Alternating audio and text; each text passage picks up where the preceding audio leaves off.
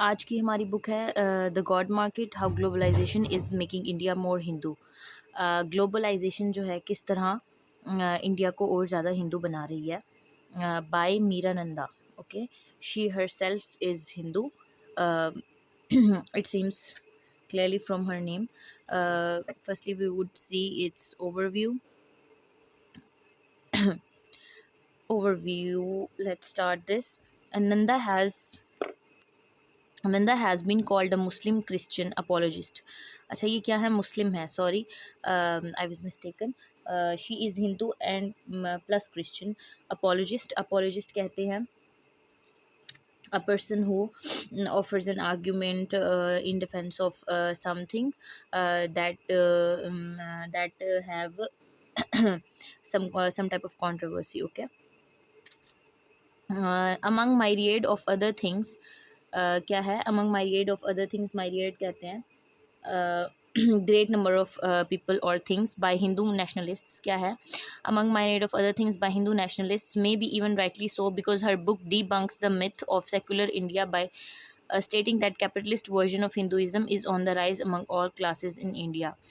अच्छा, हम देखते हैं वो क्या कह रही हैं। May be even rightly so, because of her book जो है, उनकी बुक जो ये वाली बुक है वो क्या करती है? डिबंक करती है इस आइडिया को। कि डिबंक का मतलब होता है एक्सपोज फॉल्सनेस ऑफ एन आइडिया और बिलीफ। ओके, वो एक्सपोज करती हैं कि इंडिया सेक्युलर नहीं है, सिर्फ नाम का सेक्युलर है। Myth of secular India by स्टेटिंग, क्या स्टेट वो करती हैं? That capitalist version of Hinduism, जो मतलब इंडिया में हिंदुइज़्म है और उसका कैपिटलिस्ट वर्जन है। लेकिन जैसे कि क्योंकि हिंदुइज़्म की वजह से कैपिटलिस्ट ज़्यादा होते जा रहे हैं इंडिया में, रिलीजन के नाम पे बहुत ज़्यादा मतलब इंडिया में हिंदुइज़्म के नाम पे बहुत ज़्यादा लोग कमाते हैं। इज़ ऑन द राइज़, यही वो कह रही हैं कि क्या है? हिंदुइज़्म के नाम पे is on the rise among all classes in India.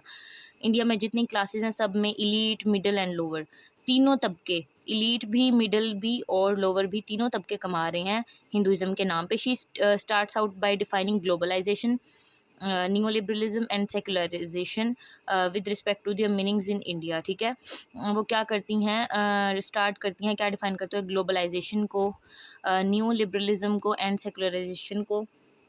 Secularisation तो आपको पता होगा कि डिस एसोसिएशन और सेपरेशन फ्रॉम द रिलीजन और स्पिरिचुअल कंसर्न्स। जैसे कि तुर्की को आप देख लें, वो भी एक सेकुलर स्टेट है कि पॉलिटिकल मामलात में वो सेकुलर कंट्री है जो कि बिल्कुल रिलीजन से सेपरेट है और स्पिरिचुअल कंसर्न से भी सेपरेट है।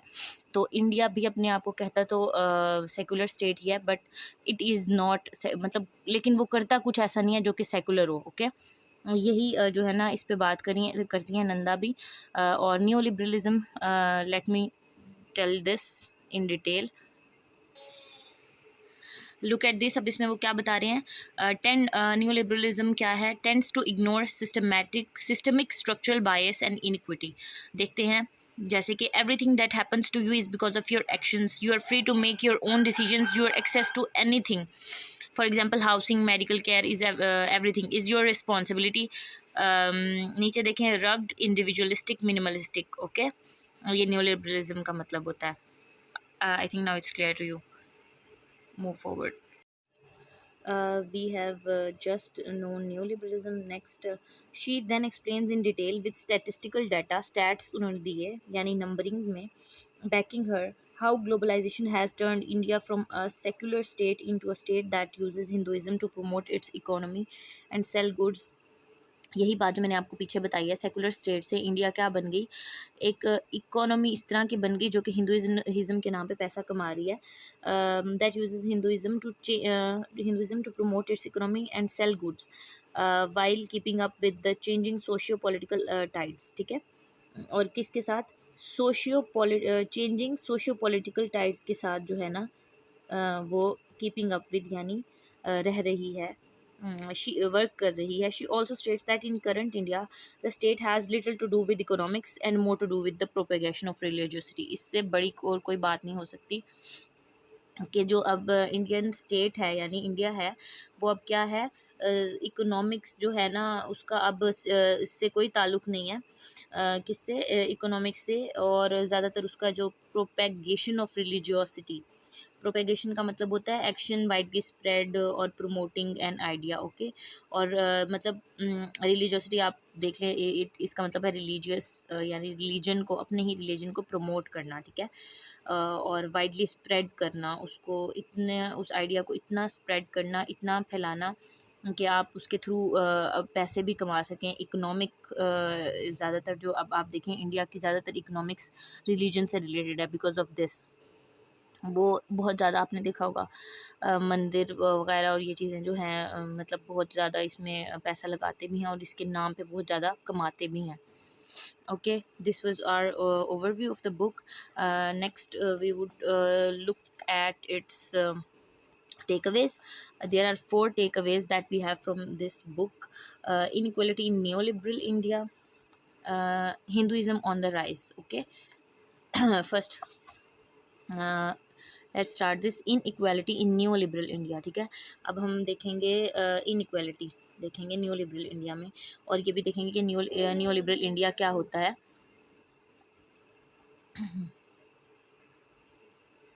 When people fall below the poverty line and most of the population lives on half a dollar income per day without any welfare security system, they tend to find solace in religion. जब working class को, निचले तबकों को सिर्फ $1 पे income per day, एक दिन की $1 मिलेगा, तो ना उनके पास कोई वेलफेयर सिक्योरिटी सिस्टम होगा जो उनकी स्टेट में, उनके अपने ही मुल्क में उनकी मदद कर सके। They tend to find solace in religion. Solace का मतलब होता है comfort, consolation in a time of distress और सैडनेस, ठीक है। आप यानी अपने मुश्किल वक्त में आप अपने ही रिलीजन में अपना सुकून ढूंढने लगें, क्योंकि आपको और कहीं तो मिलना नहीं है। Such is the case in India. Over the years the number of millionaires has rapidly increased in India. Millionaires बहुत ज़्यादा इंडिया में बढ़ गए हैं, और वो मैंने आपको बताया कि क्यों बढ़ गए हैं। But at the same time the poor have become extremely poor.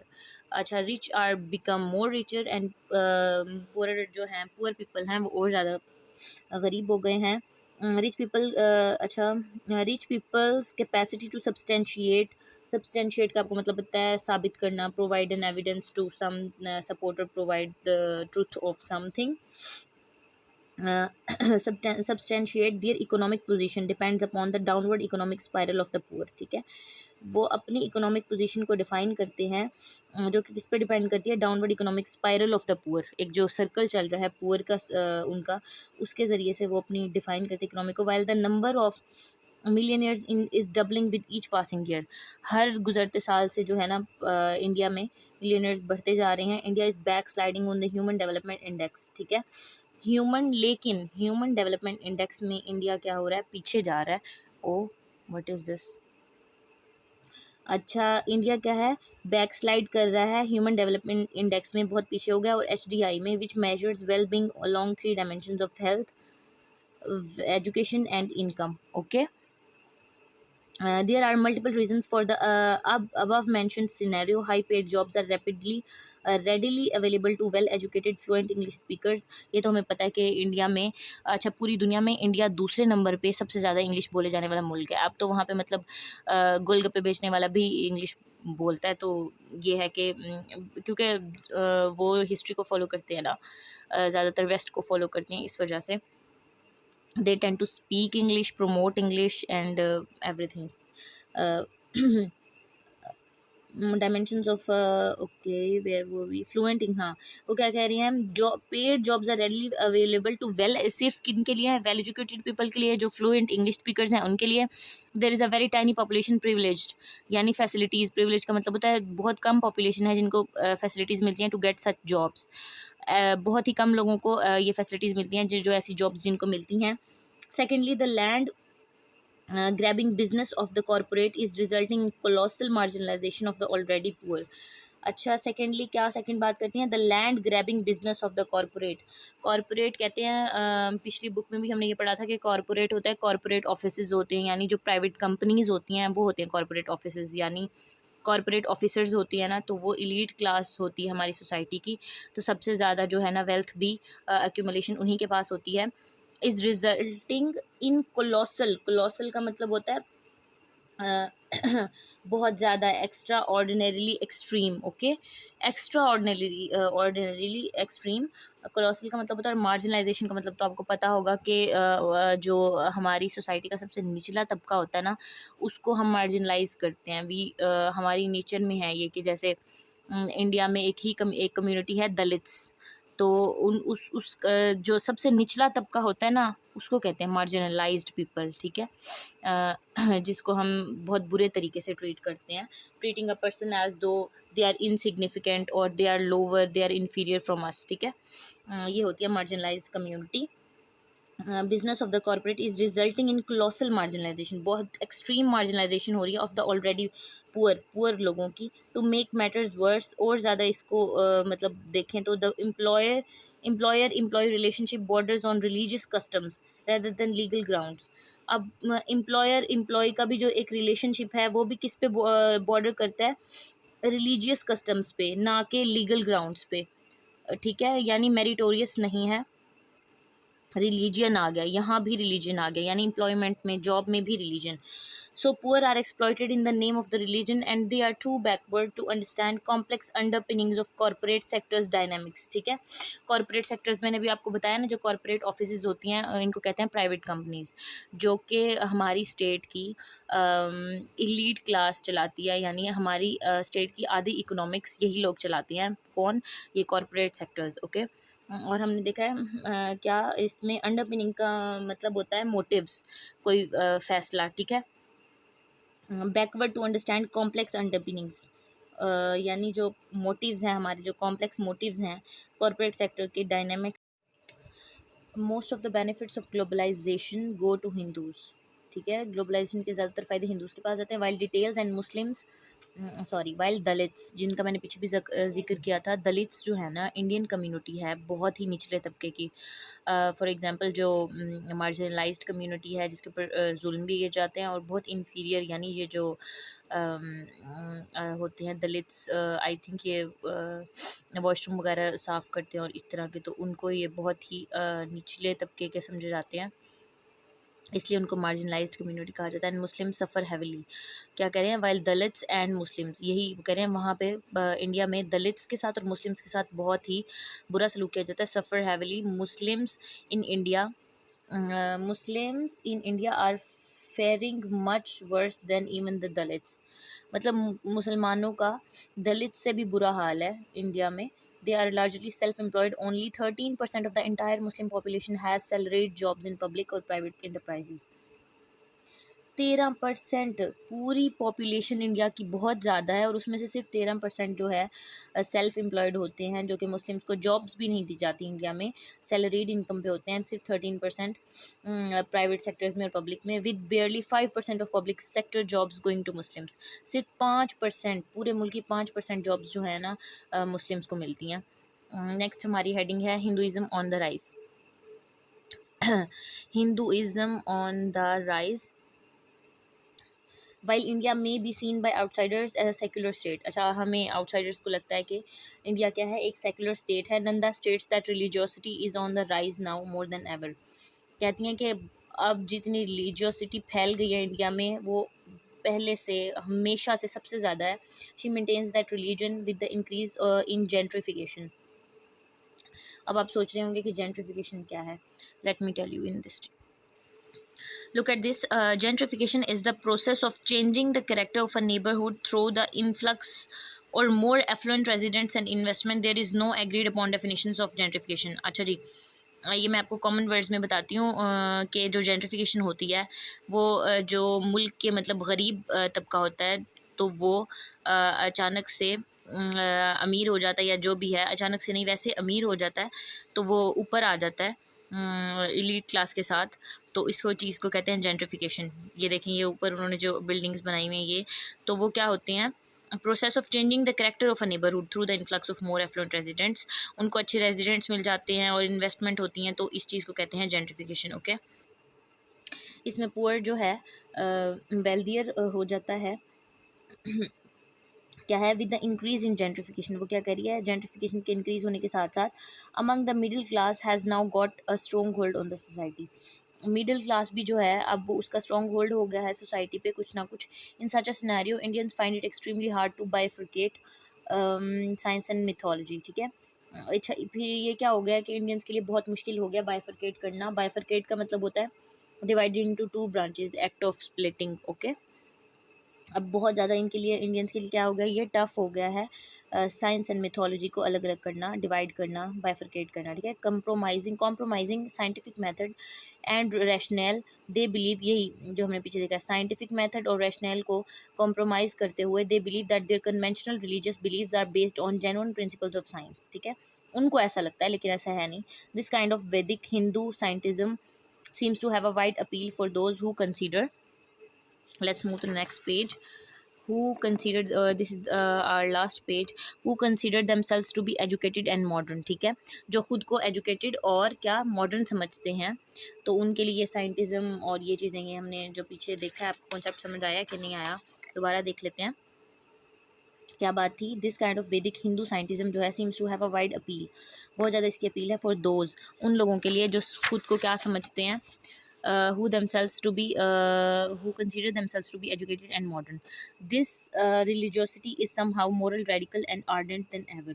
Radical का मतलब होता है मोर रेडिकल, यानी means which goes beyond moderation, even accession, excess मतलब एक्सेस, ओपिनियन में भी एक्सेस हो जाना, बहुत ज़्यादा शिद्दत, तो इसको कहते हैं, जैसे हम कहते हैं ना बॉडी में मोर फ्री रेडिकल्स पैदा हो रहे हैं, यानी वो मॉडरेशन से ज़्यादा होते हैं, आम रूटीन से ज़्यादा। तो ये भी इसी तरह more radical and ardent, ardent means very enthusiastic और पैशनेट, ओके, देन एवर। अब क्या है, रिलीजन जो है समहाउ अब क्या हो गया, बहुत ज़्यादा मोर रेडिकल हो गया और आर्डेंट हो गया, हम पहले से बहुत ज़्यादा।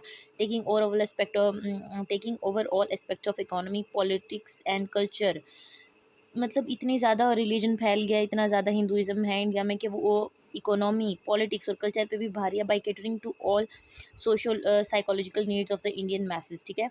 सारी नीड्स को क्या करता है, केटर करता है, कौन कौन सी, socio psychological needs of the Indian masses, यानी Indian population, Indian audience, okay. Next and last heading, ये हमारा फोर्थ टेक अवे है इस किताब से, जो कि बहुत इंपॉर्टेंट है। ये फोर्थ टेक अवे में हमें पूरी किताब के जो है ना क्रक्स मिल गए हैं, समरी मिल गई है, the state, temple and corporate trio. अच्छा, ये ट्रियो हम देख रहे हैं किसका, स्टेट का, टेम्पल का और कॉरपोरेट का, okay. Nanda states that due to entrenchment of new liberalist notions, entrenchment होता है कोई चीज़ डीपली रूटेड हो, of new liberalist notions, new liberalism मैंने आपको पीछे बताया, नोशंस यानी ideologies and religiosity in India, the state is now endorsing religious beliefs and practices. Endorsing का मतलब होता है डिक्लेयर वंस पब्लिक अप्रूवल और सपोर्ट ऑफ, ओके, यानी डिक्लेयर कर देना पब्लिक का अप्रूवल और support. Religious beliefs and practices पे क्या कर रहे हैं इंडिया, endorse करे government spending on religious tourism and other such seemingly perfect and secular practices, जो गवर्नमेंट क्या करिए, स्पेंड करिए किस पे, रिलीजियस टूरिज्म पे, another seemingly perfect and secular practices, but they are not secular, we know that, has skyrocketed over the past few years. skyrocketed मतलब आसमान को छूने लगी हैं ये चीज़ें। over the past few years such spending has been increased to cement the Hindu practices deep into the society। अब ये क्या है, सीमेंट, यानी किसी चीज़ को सीमेंट कर देना, डीपली प्रैक्टिस करते करते into the society, and it is sponsored by the state corporate Hinduism trio. और ये स्पॉन्सर इनको कौन करती हैं जी, स्टेट की ही जो कॉर्पोरेट सेक्टर्स होते हैं, हिंदुइज्म ट्रियो, यही जो है स्टेट, टेम्पल, कॉर्पोरेट, ये चीज़ें पूरी इसको जो एक चेन चल रही है ना, तो ये तीनों ट्रियो के ज़रिए चल रही है। The state temple corporate complex works to the advantage of Hinduism, ठीक है, हिंदुइज्म के एडवांटेज के लिए ही ये वर्क करता है सब। Far be it for India to be secular, apart from promoting religious tourism, the state has also now mandated religiosity in education. Mandated का मतलब होता है give someone authority to action in a certain way, okay? क्या India ने खुद ही, apart from promoting religious tourism, the state has also now mandated, अब ये चीज़ भी उन्होंने mandated यानी लाजमी कर दी है, रिलीजियोसिटी इन एजुकेशन, एजुकेशन में भी रिलीजन को घुसा दिया, making it extremely hard to differentiate, बहुत ज़्यादा मतलब डिफ्रेंशिएट करना मुश्किल हो गया है। चर्च फ्रॉम स्टेट, चर्च को स्टेट से डिफ्रेंशिएट करना, और in this case the temple from state, अच्छा टेम्पल को भी स्टेट से, मंदिर को स्टेट से डिफ्रेंशिएट करना मुश्किल हो गया। Nanda writes about the bizarre partnership between state bizarre का मतलब होता है स्ट्रेंज और अनयूजुअल, ओके। क्या कहती हैं, बिज़ार पार्टनरशिप बताती हैं स्टेट की, रिलीजन की एंड कॉरपोरेट सेक्टर की। As the new liberal state, new liberal state के has entered into a partnership with the private sector, क्या है, न्यू लिबरल स्टेट के तौर पे has entered into a partnership with the private sector, a cosy triangular relationship has emerged between the state, the corporate sector and the Hindu establishment, as we see in the heading, okay। एक बिज़ार सा relationship emerge हुआ है किसके दरमियान, state के दरमियान, corporate के दरमियान, सेक्टर के दरमियान एंड हिंदू इस्टेब्लिशमेंट के दरमियान, okay. Now we are clear about this, and I was forgotten, there is last heading left, which is entitlement or endowment, okay, this is the last one.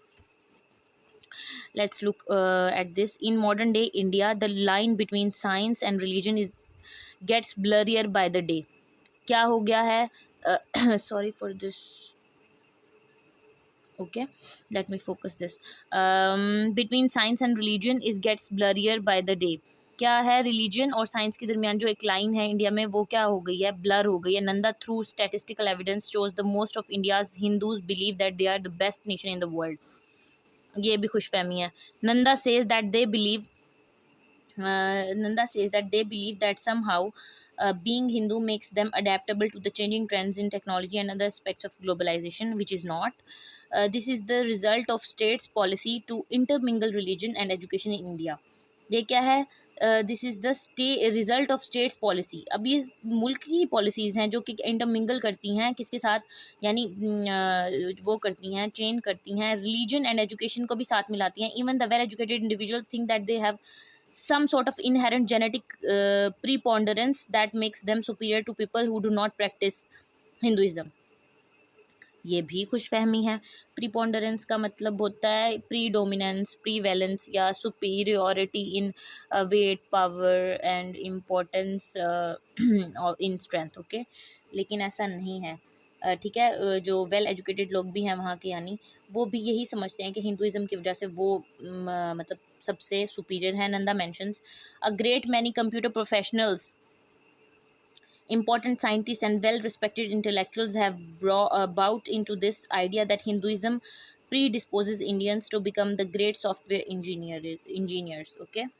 Predisposes का मतलब होता है make someone inclined to a specified action or condition, okay। तो Hinduism कह रहे हैं वो कि हिंदुइज़म करता है, इंक्लाइन करता है इंडियंस को to become great software engineers. How is this possible? This is not even possible, okay।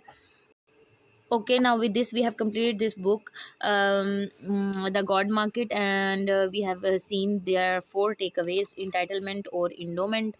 ये क्वेश्चन है तो ये हमें बताना है कि एंटाइटलमेंट है या एंडोमेंट है। The state temple corporate trio है, एंड क्या है, inequality in new liberal India.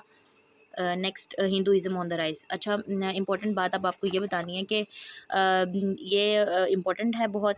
For example अगर ग्लोबलाइजेशन पे या इंडिया पे या गॉड मार्केट ओवरऑल अगर कोई बात होती है, या सेकुलरिज्म पे कोई ऐसे या कुछ क्वेश्चन आ जाता है, तो आप इस बुक से रेफरेंस दे सकते हैं, जो कि बहुत इंपॉर्टेंट है। अच्छा, पॉलिटिकल साइंस में भी एक इम्पॉर्टेंट टॉपिक है political India as a political system, ठीक है। तो उसमें भी है कि India is a secular state और नॉट, ठीक है। तो इंडिया, हमने इसमें भी यही देखा है कि मीरा नंदा खुद कह रही हैं कि ये सेकुलर स्टेट नहीं है, और प्रूफ भी कर रही हैं कि कैसे नहीं है with all of the references of religious practices. तो इसमें बहुत अच्छे रेफरेंसेस और एग्जांपल्स दी हुई हैं, आप इसको पेपर में यूज़ कर सकते हैं, जिससे आपका एग्जामिनर पे बहुत अच्छा आपका इम्प्रेशन जाएगा। उसको यही लगेगा कि आप एक एविड रीडर हैं, आपकी रीडिंग अच्छी है, आप पढ़ते हैं। तो आप जो है ना वहाँ इस बुक को, जितने हमने इसके क्रक्स पढ़े हैं, इसकी हेडिंग्स पढ़ी हैं, इनको आप यूज़ करते हुए, इसके ओवरव्यू को यूज़ करते हुए, इस बुक के रेफरेंस को, ऑथर को यूज़ करते हुए, ये वाली सारी जो हमने एविडेंसेस देखी हैं, ये स्टैटिस्टिकल डाटा देते हुए आप मेंशन कर सकते हैं अपने एग्ज़ाम में, पॉलिटिकल साइंस के एग्ज़ाम में भी और एसए के एग्ज़ाम में भी। तो इनइक्वालिटी, न्यू लिबरल इंडिया, ये चीज़ें आप करेंगे तो आपके बहुत अच्छे मार्क्स आएंगे इंशाल्लाह। Thank you and wait for the next video.